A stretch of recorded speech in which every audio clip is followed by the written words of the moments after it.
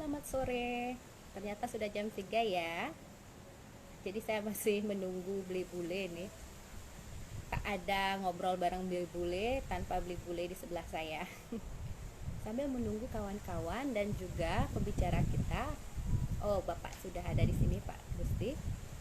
Sambil juga menanti kawan-kawan yang akan hadir mungkin menemani. Jadi kita bisa ada pertanyaan dari kawan-kawan juga secara live. Oke, ini ada beli bule di sini. Halo, selamat siang. Pak Gusti sudah hadir. Kita sambil menanti juga beberapa mungkin kawan-kawan, jadi biar enak ya kita ngobrolnya sambil ada kawan-kawan yang menyaksikan. Oke. Mungkin sambil menunggu kita bisa perkenalan sedikit karena bagaimanapun ini akan masih tinggal di IGTV kita nanti. Jadi sekalian ya kita perkenalan.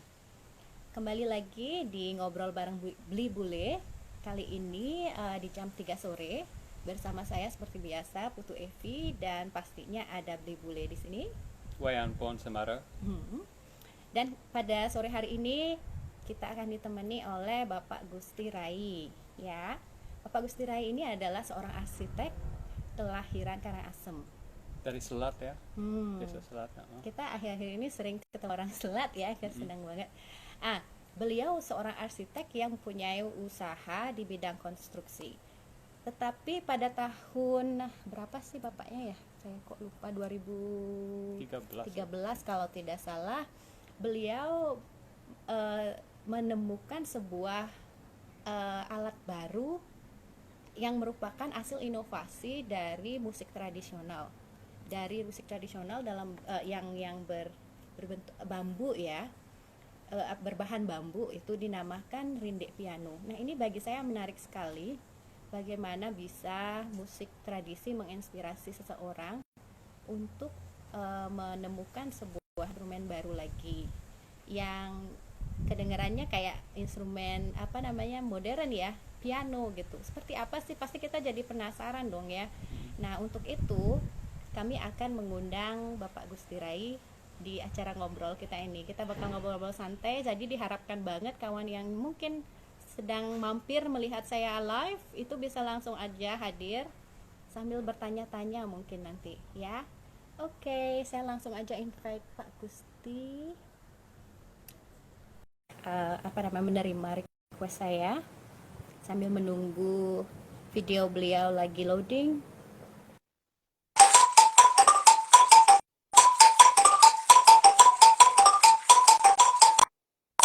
Kinciran. Wah, keren banget. Ada Jokowi naik sepeda. Keren banget ya. Hore.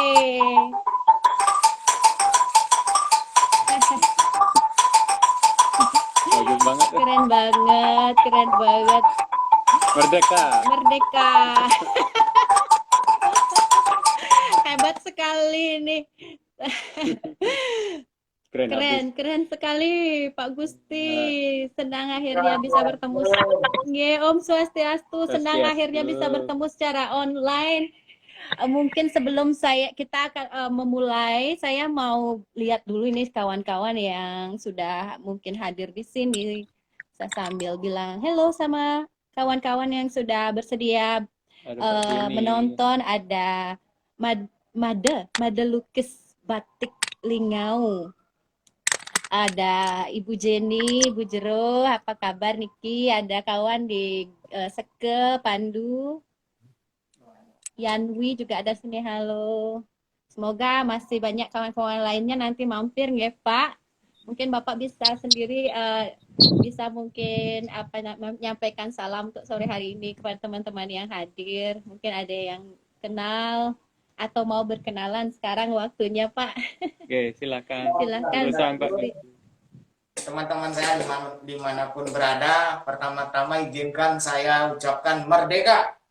God bless Indonesia. Republik Indonesia 75. bersama pemimpin kita yang hebat Bapak Jokowi, sampai saya abadikan goesnya beliau Dalam ke bentuk gowe. gamelan kincir saya, namanya Gangkir. Itu temuan saya di Mari. tahun itu. Itu kreasi terbaru ya. Nanti saya Ini tag 1 deh. tahun. Iya, Nanti saya tag. Kita coba tag ya di video nanti Bapak Jokowi biar lihat langsung ya kreasinya Bapak untuk kemerdekaan Indonesia ya. baik, silakan apa yang ditanyakan atau saya perkenalkan diri saya. Inge Durus diperkenalkan dirinya. Ini Jurusan, teman-teman, Gusti. yang Gusti Rai saking Selat Bude Banjar Dina Santi Karangasem, yang kelahiran Banjar Santi asli, Bali asli, yang SMP-nya Ring Muntik, SMP-nya Ring Muncan, SMA-nya Ring Dujendra Denpasar, pendidikan terakhir kuliahnya di Universitas Warmadewa, Fakultas Teknik, tapi jurusan saya teknik sipil, tapi bergerak di bidang arsitektur dan kontraktor merangkap. Nah, seperti itu. Silakan. Inge. Nah, kita kan di sini di acara ngobrol sore hari ini, kita sangat tertarik ini dengan rindik piano yang menjadi inovasi yang Bapak Rai sudah lakukan, bahkan sudah tercatat nih, makin hak di haki untuk penemuannya Niki. Mungkin bisa diceritakan mungkin sedikit Pak Rai bagaimana awal mulanya Bapak tertarik kok tiba-tiba jadi keluar ide ya ingin membuat sebuah instrumen rindik piano. Rindik piano ini seperti apa sih nih ke Pak? Mungkin bisa dijelaskan. Pertama dari mana dapat ininya, inspirasinya, Ge? Nggak, sebelumnya yang jelaskan dulu rindik, apa sih itu rindik, biar tidak kok langsung meloncat ke rindik piano. Rindik adalah gamelan tradisional khas Bali ya, yang terbuat dari bambu, di mana susunan nada-nadanya itu terdiri dari 5 nada yang disebut dengan pentatonik istilah sananya, kalau kita 5 nada saja. Nah, terus biasanya terdiri dari 2 oktav dalam satu set gamelan itu. Nah, kecuali sekarang kami ini sudah mengembangkan 3 oktav itu. Nah, itu pada umumnya rindik. Yang dimaksud itu adalah rindik klasik. Nah, kemudian perkembangan main rindik itu biasanya kan orang selalu mainnya berdua, berpasangan. Disitulah uniknya rindik dibandingkan dengan gamelan-gamelan modern yang lain, karena dia perlu ngisap kumbang, istilahnya laki perempuan. Jadi yang laki dengan perempuan itu ada beda frekuensi. Nah, kita bicara sudah frekuensi biar lebih mudah nanti orang men-set gamelan itu. Jadi ada laki perempuannya yang masuk dengan ngisap kumbang. Nah, proses perjalanannya karena kita sering main berdua, singkat ceritanya teman-teman jadi pisah gitu. Pisah, jadi saya harus main sendirian. Nah, main sendirian dengan 2 pemukul gini jadi sepi. Jadi sepi. Terus ada ide bagaimana caranya memainkan rindik biar jadi rame, yaitu dengan konsep pangul 3 makotek, jadi mewakili berdua. Nah, sampai di situ didapat tekniknya itu, makoteknya itu, saya masih ada sesuatu yang kurang. Sesuatu yang kurang itu, kenapa kok tidak sekalian ngulir gitu. Jadi kalau perkembangan main rindik itu, tangan kanan kan makotek itu, tangan kirinya udah perkembangannya begini, gini, gitu. Kalau pangul 3 murni masih begini saja. Yang mau gitu gimana caranya? Jadi saya harus gabungkan 2 gamelan ini menjadi satu, taruh di atasnya sehingga menjadi begini. Iya. Ada atapnya juga gitu. Kayak piano ya kan, piano pukul ke atas juga. Iya. Nah, itu belum ke pianonya. Jadi ide saya harus memainkan 2 gamelan ini sendirian untuk mendapatkan mekotek sama ngulir begini. Nah, gitu. Jadi saya tercetus ide setelah saya coba sebelumnya membuat panggul begini dengan teknik itu tidak bisa. Tidak bisa. Jadi satu-satunya cara itu harus saya menumpuk 2 buah gamelan rindik menjadi satu biar dapat efek gitu. Jadilah rindik bertingkat 2. Rindik tingkat Rindik 2. tingkat 2 itu juga saya sudah registrasi, sudah dapat secara permanen. Cuman kalau rindik bertingkat 2 saja saya tidak cukup. Masih ini saya muter. Jadi harus tambah lagi satu, bentuknya 3. 3 layer dia. Kalau istilah sananya layer. Lapisan-lapisan. 3 lapisan. Jadi ketiga lapisan itu saya bingung mencarikan nama. Jadi kalau rindik tumpuk 3 apa namanya ya? Kalau rindik tumpuk 2 bertingkat 2. Jadi saya bingung, oh iya, karena bentuknya unik, saya sekalian ngajak kutub kayak piano, jadilah rindik piano. Jadi saya piano. Jadi seperti itu, mirip kayak piano, cuman tidak pakai keyboard saja, pakai kumpul karena hardnya masih rindik. Cuman ada tutupnya kayak piano. Nah, kebetulan saya masih restorasi di atas bambunya, saya tidak bisa hadirkan, saya sudah penuh di ruangan ini. Nah, habis itu ada versi rindik pianonya yang modern. Nah, seperti itu dia, yang modern. Bisa dilihatin. Ada rindik pianonya yang modern, yang warna putih. Nah, seperti ini. Seperti ini. Nah, ini dia yang modern, yang warna putih. Nah, seperti itu. Kalau rindik yang klasik, ya rindik piano yang klasik, kebetulan maaf ada di atas, saya tidak bisa hadirkan. Oke. Ya memang nanti bisa dilihat di IG saya. Nah, itu cikal bakal kenapa sampai jadi rindik piano. Rindik piano lah tetap ya rindik, mengambil 5 nada, 2 oktav. Cuman berbentuk seperti piano. Tetap saya pertahankan rindik piano itu 5 nada, 2 oktav. Bukan do re mi fa sol diatonik, bukan. Nanti soal diatoniknya nanti ini sudah lengkap, saya ada diatonik kromatiknya. Seperti itu bisa rindik. Wah, ini menarik sekali nggih. Sepertinya Bapak memang punya pemikiran berinovasi terus, berpikiran untuk tidak puas, ingin membuat sesuatu yang baru dari itu. Saya ingin ini nih menarik sekali. Apa ini penyebabnya karena Bapak seorang arsitek atau bergerak di bidang konstruksi ini yang buat seperti itu, atau bagaimana Pak? Apa karena kebudayaan yang ada di Bali ini, tradisi yang kita punya ini, sehingga Bapak ingin sekali karena Bapak ingin menikmatinya walaupun lagi sendiri gitu suara-suara ini. Bisa dimengerti kalau teknik itu hanya sebagai ini ya, ilmu penunjang untuk mewujudkan ide-ide itu. Tapi sebetulnya kreativitas itu semua orang bisa punya. Kreativitas itu mewujudkan sesuatu itu ada sebetulnya di otak kanan.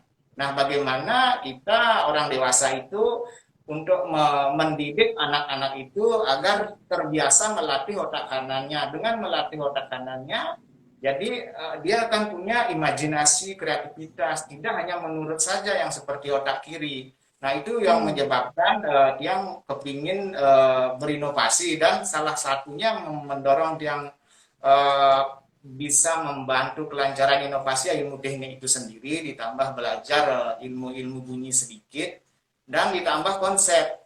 Konsepnya apa? Saya tidak mau balapan di jalur yang sama, karena tentu akan ada senggolan-senggolan, akan ada persaingan yang sangat ketat, akan ada persaingan menghancurkan harga. Saya selalu berpikir mencari yang beda, membuat jalur lintasan baru, biar sendiri yang menguasai jalur itu. Itu kira-kira konsep yang paling penting ada di benak saya. Silakan. Bagus. Pak Gusti, kapan pertama kali Pak Gusti dengar musik rindik? Sudah Ya, mungkin di desa atau kapan? Mungkin bisa diceritakan sedikit? Background musiknya Bapak mungkin sambil dijelaskan juga. Ya, itu pertanyaannya Pak Pon sangat bagus ya, bagus, brilian sekali pertanyaannya. Saya mulai kenal musik rindik itu sekitar 15 tahun yang lalu, ketika di kampung saya ada upacara agama, kami pulang bersama keluarga, tiba-tiba di pos kambing itu terdengar gamelan rindik. Jadi saya spontan saja langsung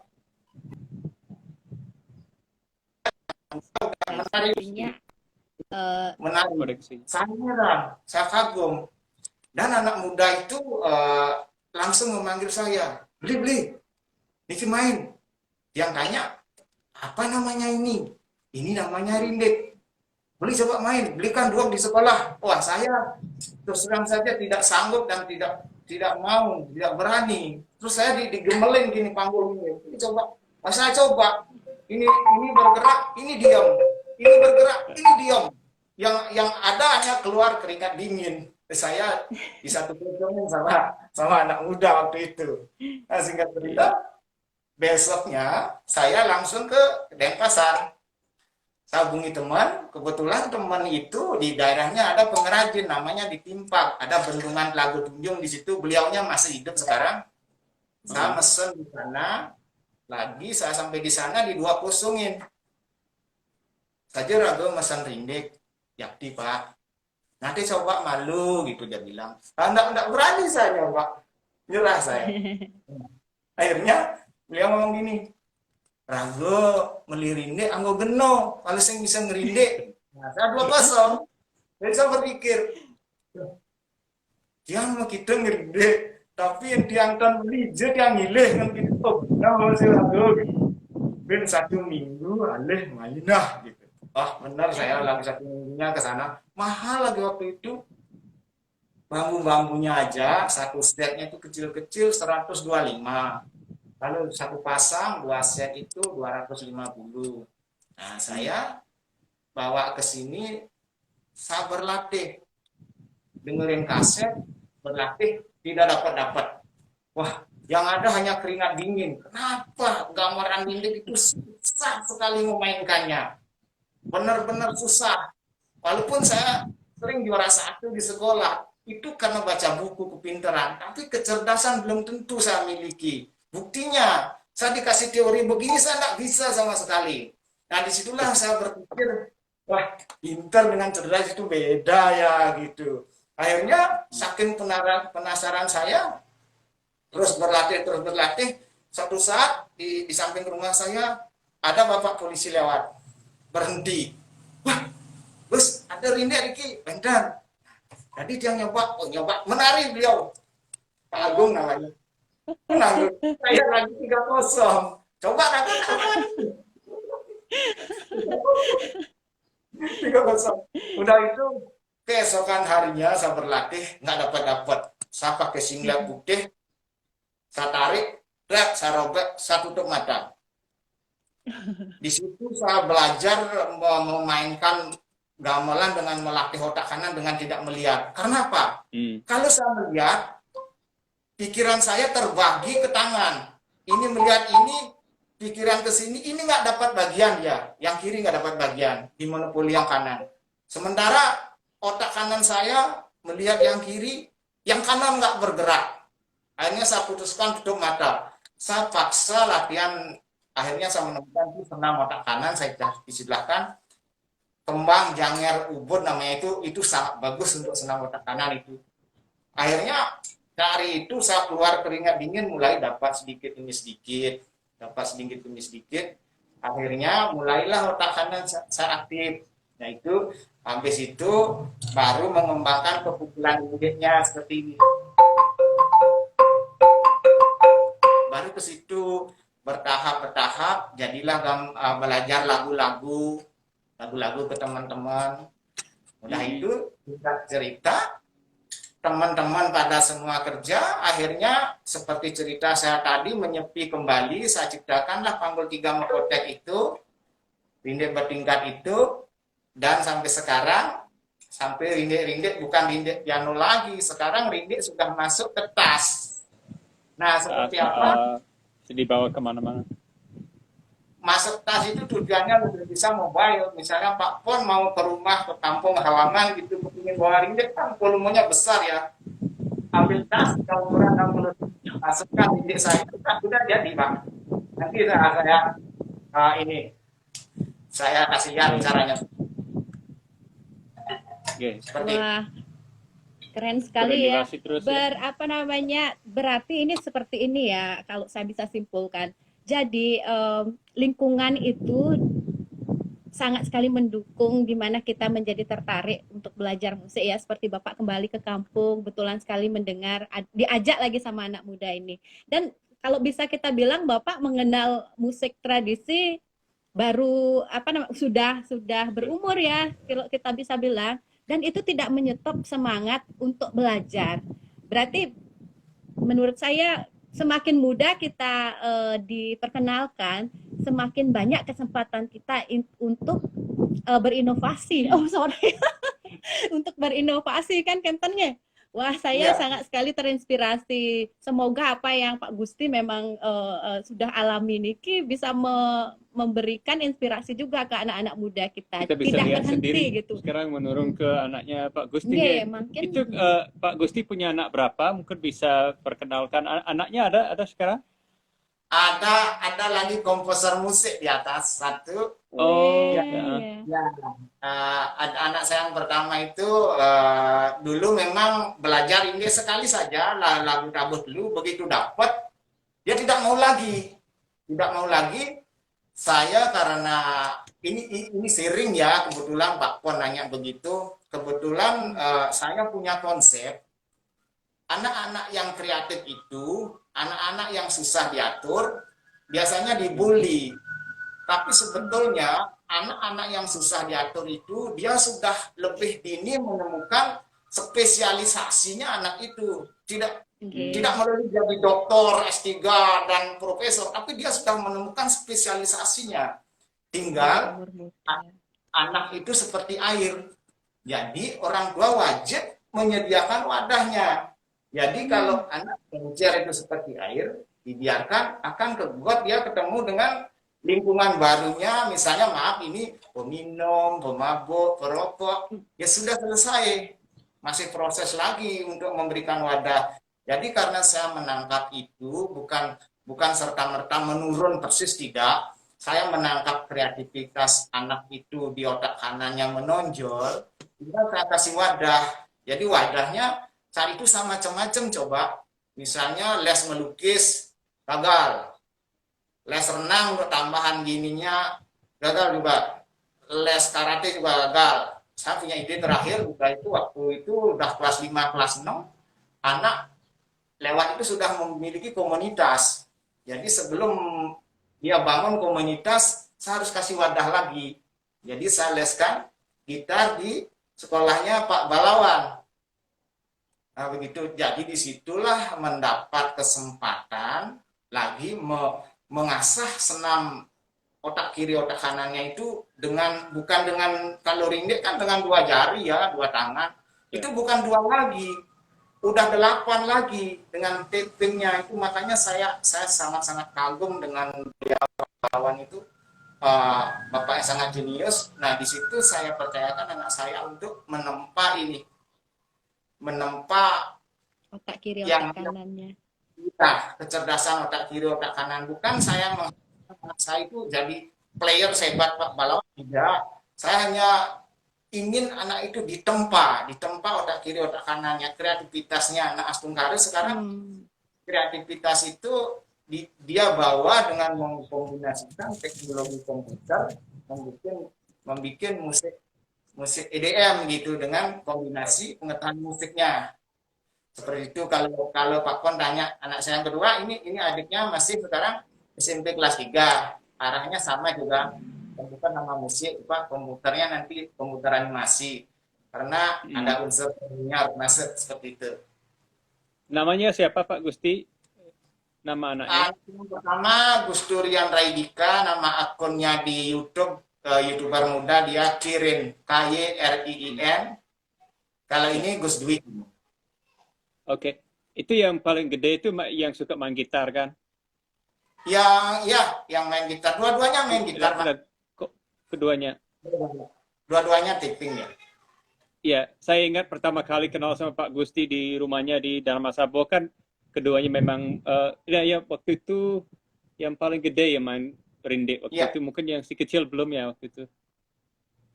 Si kecil sudah sejak TK, Pak, main rinde.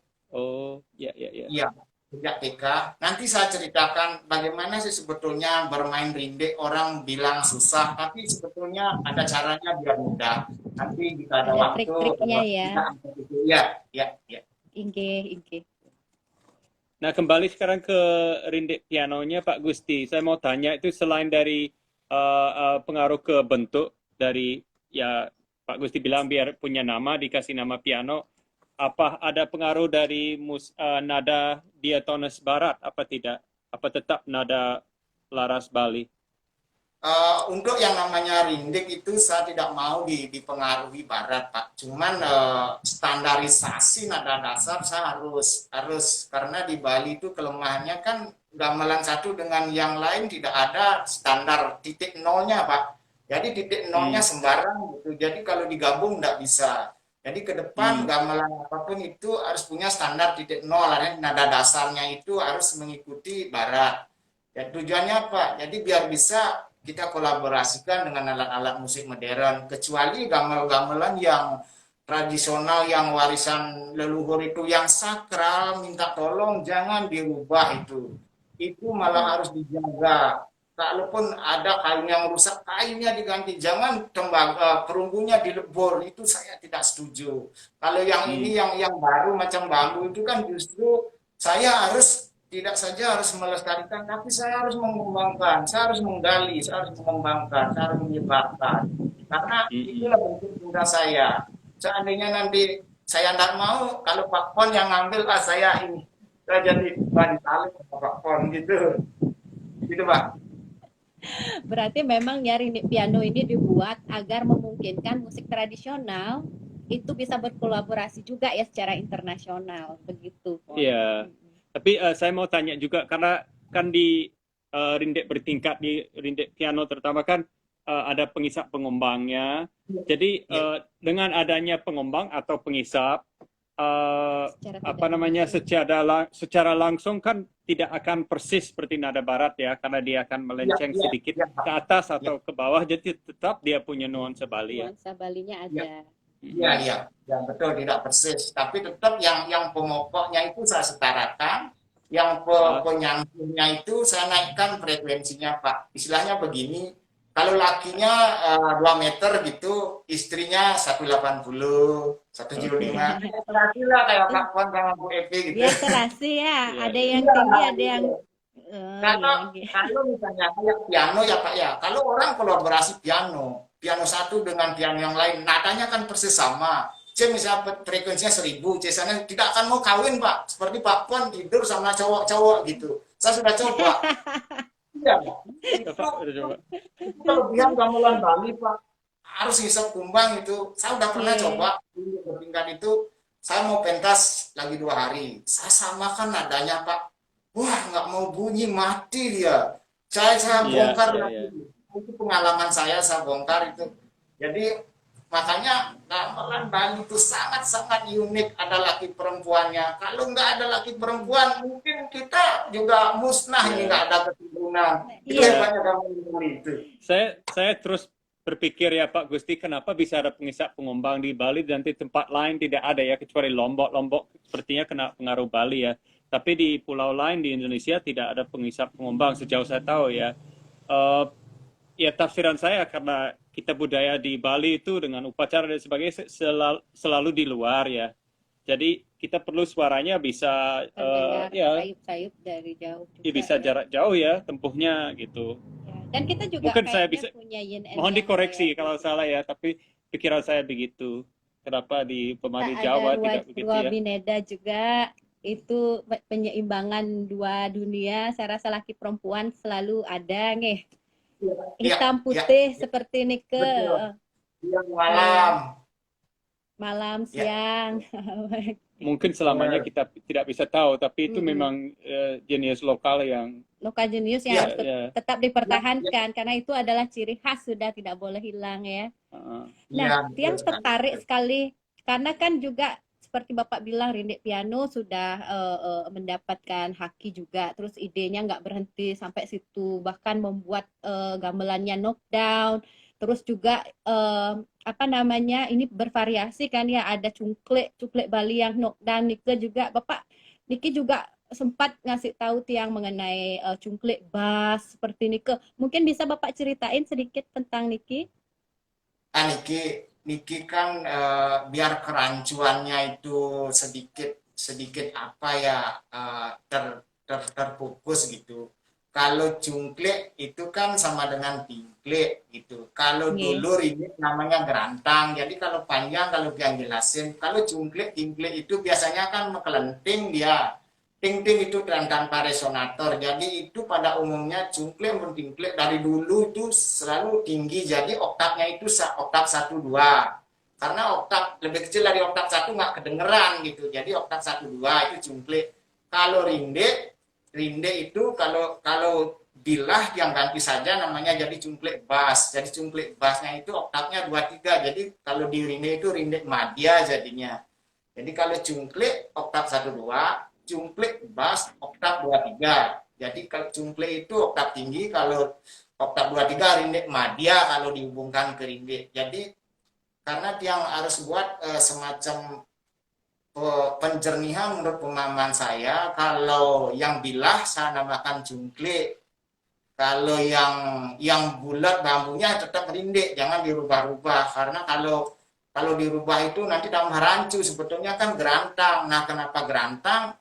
Nanti tiang ada juga buku literatur yang menjelaskan milik Bapak Rembang dulu itu rinde yang bambu bulat itu namanya gerantang. Setelah dia analisa secara keilmuan saya kenapa gerantang, karena arsitektur Bali zaman dulu ujung bangunannya itu kan ada di gerantang, ditomes bambunya menyerupai seperti itu. Mungkin karena orang apa pikirannya ke situ, bambu dipukul ada suaranya, itu nggak tahu namanya aja gerantang gitu. Nah, terus kemunculan gerantang itu menjadi rinde setelah yang lihat ada rinde sanur, itu dinamai rinde gitu.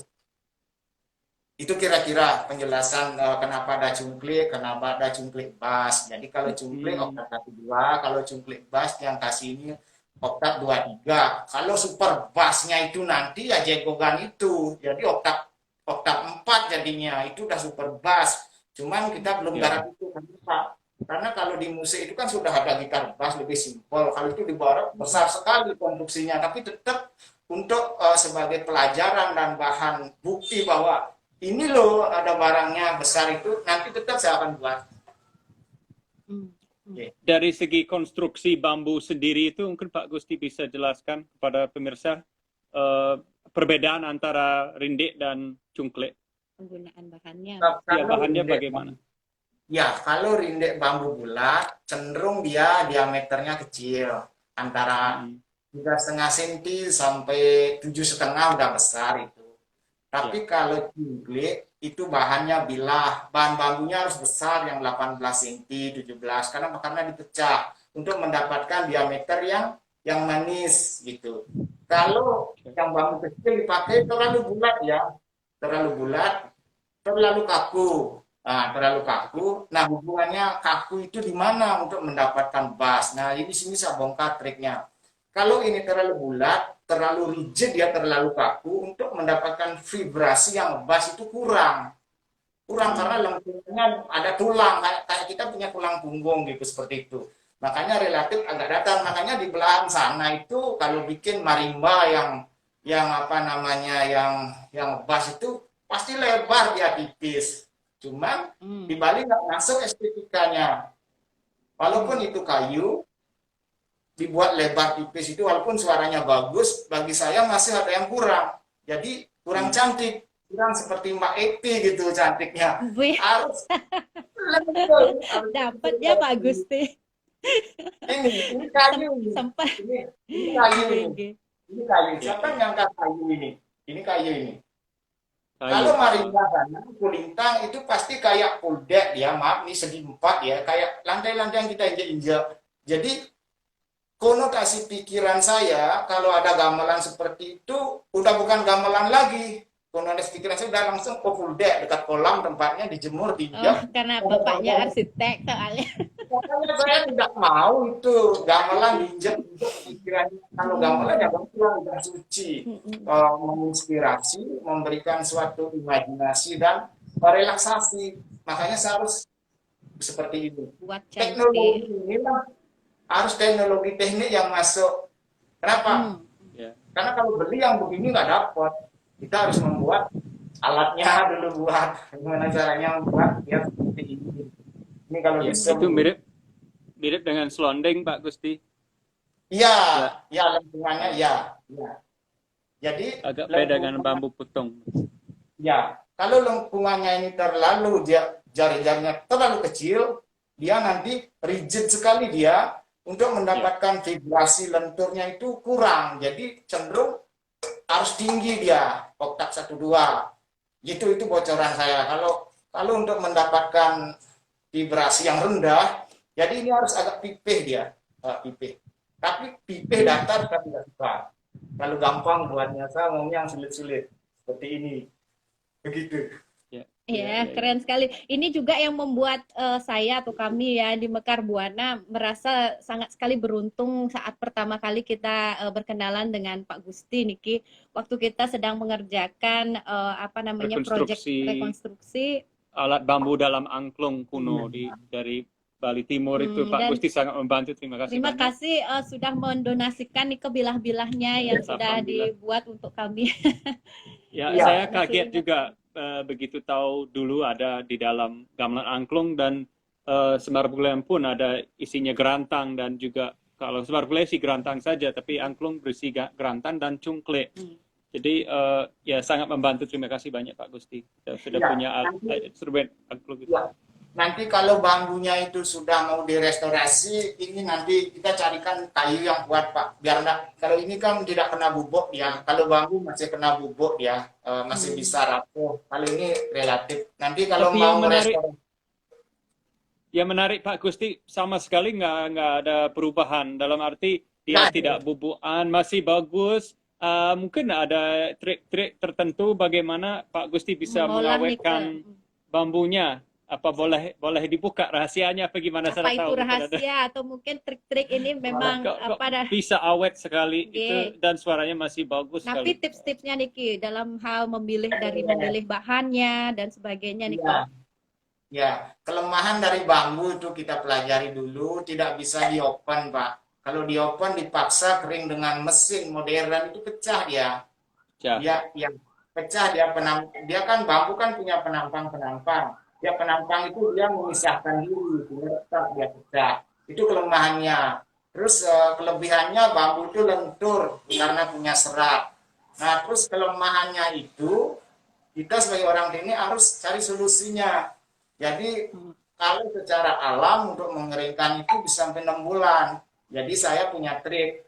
Saya ikuti teknik itu ibu-ibu di dapur di kampung dulu dengan membuat oven buatan, tapi dreamnya sekarang sudah harus kita pasang 2 buah dream, bagian bawah kita lubangi untuk memasukkan kayu api itu terus dihangatkan sambil kerja, puing-puingnya itu dimasukkan ke situ. Jadi dengan 2 drum itu bisa menampung 20 unit ini, 20 unit rindek yang 11 daun itu sampai 20. Yaitu kira-kira 3 hari sampai seminggu udah kering. Nah, tujuan pertama kan membuat krim. Tujuan kedua itu, bambu itu kan di samping terdiri dari tulang, serat, juga terdiri dari sagu. Sagu itulah makanannya bubuk. Jadi bagaimana membuat sagu itu biar hilang, biar keracunan, ya diasapi gitu. Diasapi dengan asap alami yang kita contohkan dari dapur-dapur ibu yang kuno itu.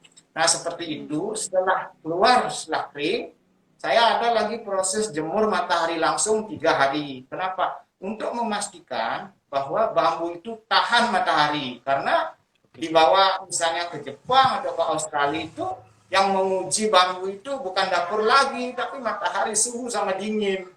Harus pastikan kering matahari, panas terik siang itu 3 hari. Karena apa? Karena kalau kita perform rindek, tidak mungkin malam hari terus, tidak mungkin bawa mobil ber-AC. Kalau ber-AC juga ada kelemahannya, bisa lembab, suaranya lembab. Biasanya saya perform jam 11, baliknya sore mau di pick up itu sudah pasti kepanasan. Kalau rindik biasa pasti pecah. Makanya untuk perform itu yang rindik bambu bulat itu yang sudah berhak cipta, saya buatin duplikatnya yang dari bilak. Jadi untuk mendapatkan ketahanan mau jam berapa saja manggung dimanapun tidak pernah khawatir akan pecah. Justru kadang-kadang saya sengaja dibuka di situ tidak saya tutup. Ya. Pak Gusti pernah mumpung ngomongin Australia, katanya pernah pentas di sana. Apakah bambunya tahan saat pentas atau bagaimana, dan proyek apa yang membawa Pak Gusti ke Australia? Mungkin ada undangan atau bagaimana, mungkin bisa diceritakan cerita sedikit Pak, bagaimana pengalaman di sana. Ya, saya kebetulan diundang oleh Kedubes Australia lewat saudara yang ada tinggal di sana. Karena di sana kan tiap tahun ada Pesona Indonesia. Pesona Indonesia menampilkan ragam pesona seni budaya Indonesia termasuk musik. Jadi kita diundang ke sana, senangnya sekali itu kita pemain rindik dianggap setara dengan artis-artis seluruh Indonesia gitu. Ada jumpa persnya, ada segala macam, ada penjamuannya, kita diundang ke suatu tempat untuk meeting. Itu kita tidak ada membeda-bedakan. Oh ini kesenian tradisional, enggak. Justru di situ kita dibuat sama. Yang mengagumkan itu saya saat soundcheck gamelan yang bertingkat 2 itu ada di YouTube, quickly install rindik bertingkat 2 itu, saya sampai posting di situ. Asiknya menurut saya, bangganya itu saat soundcheck itu ditungguin sama komposer pengarang lagu yang dari artis Jakarta itu. Ngomongnya begini, Pak, saya dari tadi perhatikan Bapak masang itu, saya nggak kemana-mana. Kok tumben saya lihat ada kulintang ngebas kayak gini gitu dia ngomongnya. Biasanya kulintang gini, ini kok tumben. Saya jelasin gini. Besoknya saat perform lagi ditungguin, Bu. Kenapa Pak ditungguin lagi? Saya tungguin lihat, dia bilang gitu. Tapi tidak ada masalah dari segi perubahan cuaca, perubahan panas dingin, tidak ada masalah. Apalagi ya di dalam ciptaan saya itu, sekalian saya bocorkan, saya masukkan suatu alat setel nada, persis seperti seher sepeda motor, itu bisa mengatur volume. Itu di bumbung ya Pak Gusti? Ya, mengatur bumbung. Kenapa? Karena orang awam, walaupun orang ahli dalam keadaan perform itu, yang mengalami perubahan kan daunnya dia melengkung sedikit, merendah dia. Melengkung gini lurus, nadanya C. Kalau merendah dia nadanya C, merendah dia. Jadi bumbung nggak mungkin dia berubah sendiri, mengikuti nggak mungkin. Itu yang cikal bakal membuat gamelan rindik suaranya hilang. Sebetulnya di situ nadanya masih. Nah, dari situlah ide saya, bagaimana dengan mudah saya untuk mensetel, ataupun orang lain yang memiliki gamelan saya untuk mensetel, semudah mensetel gitar itu untuk mendapatkan nada reng itu yang yang bagus terus. Caranya ya dengan modal Obeng Plus itu, nanti saya contohkan. Itu di bumbung ya? Iya. Ya. Kayaknya Bapak juga buat ini. Iya. Tinggal masukkan, putar kiri, putar kanan, ya udah. Hanya kita butuh kemahiran mendengar saja. Tapi pada umumnya dia itu harus membutuhkan bumbung yang lebih kecil. Jadi tekniknya itu, kalau saya pantau tuning dari sini, gamelan saya kan 13 unit ada di Australia. Kalau misalnya tuning aja lewat online. Gimana caranya? Pakai tuner ya Pak Gusti? Ya. Aplikasi tuner sekarang sudah pakai aplikasi tuner ya kalau Pak Gusti melaraskan. Tidak usah, karena perubahan nada itu tidak mungkin dia yang berubah daunnya, tidak mungkin orang ngerot gitu, nggak mungkin. Kalau bikin baru tuner, kalau tahap tuning setelah jadi itu nggak mungkin dia sampai ke situ keahliannya. Makanya saya akalin tidak perlu akurat sekali ininya. Misalnya C, tidak perlu, kan ada C toleransinya, hijau ke kiri, hijau ke kanan, atau lainnya masalah. Yang penting gamelan itu kan tetap rengnya jernih, itu permasalahannya. Gamelan harus tetap rengnya jernih, tapi orang itu gampang nyetelnya, yaitu ngatur volume resonatornya. Main di resonator ya. Iya, main di resonator. Menarik sekali, menarik sekali. Ini keren sekali karena lewat menggunakan teknologi, Bapak bukannya mengubah tradisi ini, tetapi lebih memanfaatkan teknologinya untuk mengeluarkan semua keunikan tradisi ini ya. Jadi Ya, lebih enhance musiknya. Ya, tidak mau keren mengubah. banget, keren. Iya, keren sekali Pak Gusti. Ini loh, karena menurut saya ini karena kita punya waktu 15 menit sekarang ya, karena kalau ngobrol memang akan panjang sekali. Maka dari itu kita siapkan nanti kawan-kawan bisa follow Pak Gusti di IG-nya atau YouTube-nya nanti. Dan saya akan tuliskan lagi nanti setelah IGTV ini up di Instagram. Nah, yang saya inginkan, mungkin kawan-kawan juga pasti ingin sekali nih melihat bagaimana bunyi rindik piano ini saat dimainkan. Mungkin Pak Gusti bisa manfaatkan waktunya sedikit untuk bisa mendemonstrasikan. Ya, nggak usah rindik piano ya. Kalau rindik piano kan itu sama yang ini knockdown saja ya. Oke, boleh. Rindik knockdown. Ya. Oke. Pak Gusti, ini berisi pedalnya enggak ya? Gimana? Pedal, kan katanya ada yang dulu saya ingat ada yang pakai kaki untuk memainkan apa namanya gong pulunya. Ada di situ. Ada. Itu kreasinya Pak Gusti juga ya? Boleh. Ya, boleh. Carikan hak cipta karena mudah membuat, biarlah dicontek sama orang. Kalau ini memang yang sulit buat, saya harus carikan sulit buat. Oke. Yang sulit saya carikan, yang mudah-mudah biarlah dicontek, nggak apa-apa. Nah itu kalau mau lihat, saya yakin ini boleh. Dados. Itu menarik sekali. Karena itu kan juga sebagian dari piano kalau dipikir pedal. Tapi ya dalam hal ini kan gongnya ya. Iya. Tapi tidak sustain. Seperti yang saya bilang tadi, ini malah menambah. Itu idenya apa namanya itu? Kayak gontang. Tidak gontang. Bukan bass. Ada juga bass. Iya. Jadi itu kayak matnya. Jadi ya kan? Itu matnya, terus ada juga atau yang ini namanya tahu-tahu. Kan ada pedal. Namanya saya namain tahu-tahu pedal. Nah ini boxnya gong sama gong bulu itu. Iya. Kalau saya main sendirian nggak mungkin kan pegang rindik, pegang itu. Saya bikinin pedal kayak ini. Jadi kayak one man band nih. Bagus sekali.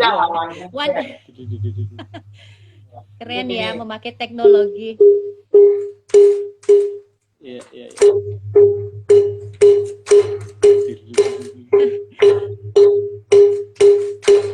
Seperti itu.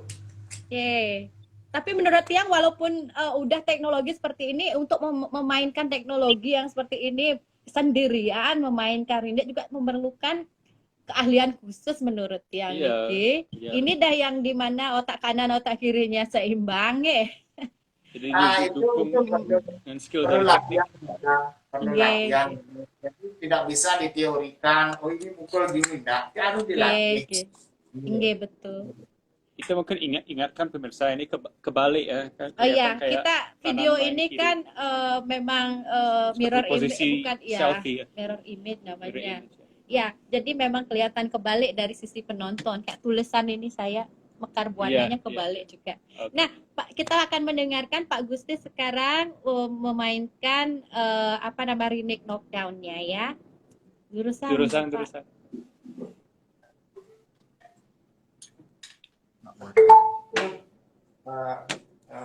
Ini kamera belakang pakai.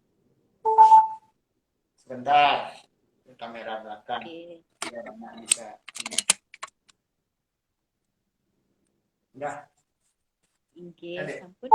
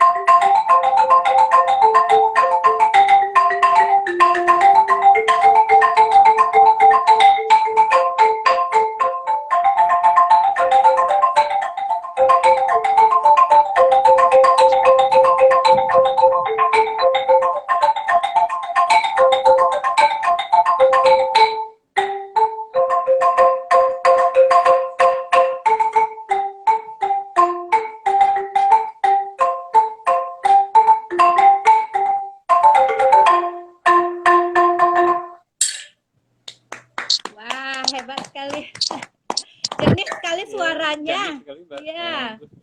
Keren banget jadinya ya kalau kita bisa melihat dengan menggunakan teknik yang modern juga dan memanfaatkan kemampuan Bapak nih dari segi kearsitekannya, teknik ya. Dari pasti ada suatu kebanggaan bisa memainkan instrumen yang diciptakan sendiri gitu. Ya luar biasa Pak Gusti. Ya, semoga ini sangat sekali menginspirasi jadi anak muda terutamanya kenapa kita juga membuat ini. Jadi tidak terlambat bagi kita bisa belajar kapanpun dan kita bisa selama 15 tahun saja Pak Gusti bisa belajar sampai bisa main seperti itu, kemudian menciptakan banyak banget ya instrumen bambu jadi selalu ingin belajar, ingin mengembangkannya secara tanpa mengubah struktur dari tradisi itu, tapi memanfaatkan teknik-teknik yang sudah ada, yang ada modern atau dari secara musik barat mungkin juga diambil idenya. Jadi untuk malah membuat musik tradisi ini semakin dikenal secara luas, Kenten. Wah, ini benar-benar menarik sekali. Sukses banget Pak Gusti Niki atas sharingnya dan ngobrol-ngobrol di sore hari ini. Saya yakin mungkin nanti banyak sekali kawan-kawan lainnya juga bisa menonton IGTV ini dan juga akan saya share juga di Facebook untuk kawan-kawan yang tidak bisa menyaksikan lewat Instagram karena tidak semua menggunakan Instagram, gitu. Mungkin Pak Gusti bisa menyampaikan kepada pemirsa akun Instagramnya terus Facebook, juga kesan-kesannya. Gitu. Ada mungkin pesan yang ingin disampaikan ke anak-anak muda yang menonton atau teman-teman di luar sana yang menonton seperti ini silakan Bapak. Instagram tiange Rindek Bambu Bali, Facebook tiange Rindek Bambu Bali juga, YouTube-nya Rindek Bali Art. Pesan-pesan untuk teman-teman itu belajar mengaktifkan otak kanan dengan senam-senam otak kanan. Mungkin kali ini tidak sempat yang singgung senam dasar-dasar senam otak kanan dengan tangan, nanti bisa di-share dengan jari, terus dengan jari baru dengan gamelan, baru ke sini. Jadi kalau kita belajar terus mengaktifkan otak kanan, kreativitas akan muncul sehingga timbul ide-ide untuk membuat yang baru. Tidak sampai menjiplak mentah-mentah hasil karya orang, memperbanyak, kemudian menjualnya. Pasti kepingin saya harus menjual ciptaan saya harus menjual ciptaan saya. Kenapa? Karena biar kita berpenghasilan, tapi tidak merugikan orang lain yang susah payah menciptakan itu. Karena kan latar belakang seniman pengrajin itu tidak sama. Ada yang berada di rumahnya, ada yang kurang berada. Jangan sampai kita seniman merugikan penghasilan pengrajin yang kurang berada. Makanya yang ciptakan jalur lain, jalur bilah, tidak ikut banyak mengambil porsi yang Rindek di bambu bulat. Silakan saja. Itu pesan dia. Jadilah seniman kreatif, ciptakan dulu sendiri, baru menjual. Betul. Ya, terima kasih Niki, mantap sekali. Semoga kita bisa bertemu kembali lagi di acara lain atau bertemu setelah pandemik Niki lagi kita ngobrol-ngobrol di seputaran seni tradisi. Sukses Pak Gusti. Saya ucapkan selamat melanjutkan aktivitasnya dan juga selamat berakhir pekan Niki. Sukses banget ngiring. Wah, ampura. Sampai bertemu durus. Inge kawan-kawan, menarik sekali kan acara ngobrol kita, bincang kita dengan Pak Gusti Rai. Silahkan nanti ditonton lagi, disimak, bisa follow saja akun beliau. Nah, kita akan ngobrol lagi kembali Sabtu depan. Atau kalau kita tidak sempat lagi karena kesibukan, mungkin kita lanjut lagi 2 minggu lagi seperti ini kan ya. Sampai bertemu lagi. Tari, ya, berikutnya pasti tentang tari. Oke, sampai bertemu minggu depan atau 2 minggu lagi. Dadah.